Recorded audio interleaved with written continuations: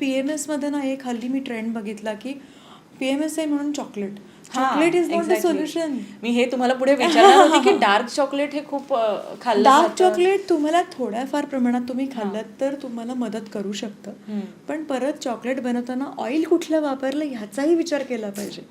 म्हणजे लोक असा विचार करतात की आम्ही डार्क चॉकलेट घेतोय आणि त्याच्यामध्ये साखर नाहीये, पण ऑइलचं काय. So read your levels. तुम्ही काय खाताय त्याचं लेवल वाचा, so that you will understand की त्याच्यामध्ये काय आहे आणि त्याच्याने मला पोषण मिळणार आहे की नाही. बरोबर आहे. सो मी असं म्हणेन की नट्स अँड सीडचा वापर करा.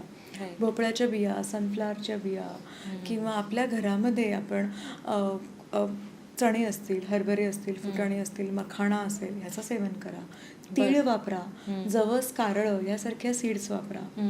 ओला नारळ is again good for stomach, good for skin, so त्याचा वापर करा. मग हे बदल करा.